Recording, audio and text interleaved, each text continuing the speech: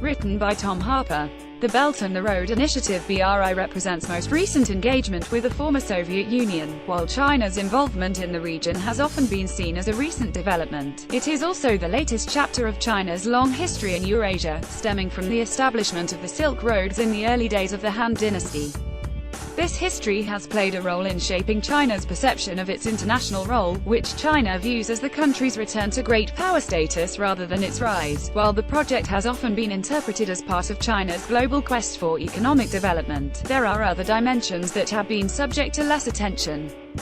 The initiative's land routes can potentially wean Chinese trade off the traditional maritime routes, rendering it invulnerable to a naval blockade, a priority in the face of ongoing tension between China and the United States. At the same time, the project also clashes with established Russian initiatives in the region, all of which feeds into the common fear of Beijing attempting to usurp Moscow in its traditional sphere of influence. It appears that the BRI, alongside the recent American military surge in Afghanistan, is another chapter in the great power competition over the Eurasian chessboard. This in turn has fed into the notion of a new, great game, between China, the United States and Russia. This is a conflict not just between approaches but between differing experiences in the region also. The rhetoric of the Great Game was utilized during the Soviet Union's intervention in Afghanistan in 1979. This move served to further the region's association with geopolitical intrigue. Notions of another Great Game continued in the years after the demise of the USSR, where external actors would compete for influence and access to the region's natural resources. Initially, this was seen as a largely Russo-American competition in the light of NATO expansion in the former Eastern Bloc as well as the American-led intervention in Afghanistan during the War on Terror. With the apparent return of China to Eurasia, this new Great Game has become increasingly tripolar in nature. In the broadest terms, China's experiences in Eurasia and Central Asia can be divided into two periods, both of which largely predate Western and Russian involvement. The most dominant of these has been the prosperity and prestige of the Silk Roads that once connected trade between East and West. The image of the Silk Road has been reinforced by Xi Jinping's utilization of China's imperial past as a source of national pride, promoting the idea of a Chinese global order to fill the vacuum left by the protectionism and isolationism of the Trump administration. Historically, the region posed a number of challenges for successive Chinese dynasties. For much of China's history, the greatest security imperative was to secure its borderlands, the threats from which destroyed a number of Chinese dynasties, most notably the Manchus' destruction of the Ming dynasty in 1644. These challenges now come in the form of the instability of a number of Central Asian states, most notably Afghanistan, which has become a focus for the great powers in Eurasia.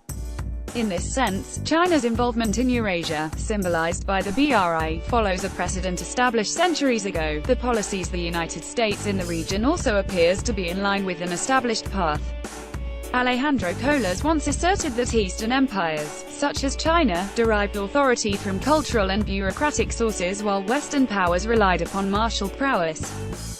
This appears to be reflected in contemporary Eurasia, with China pursuing economic goals as a source of political legitimacy while American foreign policy appears to be dependent on its military power. These differing policies can also be seen as an expression of the experiences of the great powers in Eurasia. While China attempts to invoke the Silk Roads, American policy appears to be rooted in the geopolitics of the Great Game and the Cold War, underpinned by mutual suspicion. These suspicions have served as a common theme in the great powers' varied approaches to the region. Specifically, these countries have been partially motivated by their suspicions over the intentions of other powers. While the First Anglo-Afghan War was the result of Anglo-Russian intrigue, the modern roots of this power struggle can be seen in Sino-Russian fears over American involvement in Central Asia. This has led to the perception that NATO's intervention in Afghanistan is part of an effort to encircle them. In more recent years, the Sino-Russia alignment has not been without internal suspicion. In a number of ways, the BRI and other Chinese initiatives in the region pose as much of a threat to Russian interests as for Western concerns. While China and Russia have common security interests, there is the potential for clashes over economic initiatives, with fears that China may edge Russia out of its own sphere of influence. While the new Great Game appears to be tripolar rivalry, it would also appear that it is increasingly becoming a Sino-Russian affair with only a somewhat diminished American presence in Eurasia. The BRI comes at a time of increasing tension between the major powers, and the BRI is symbolic of China's narrative of national rejuvenation. It represents China's aspiration to return to the status it once possessed, whilst also being a strategic means to bypass the United States' maritime dominance. The initiative is in keeping with the geopolitics of the past, and in so doing raises the specter of the Great Game once again. Tom Harper is a doctoral researcher from the University of Surrey specializing in Chinese foreign policy. Image credits CC by President of Russia Flick.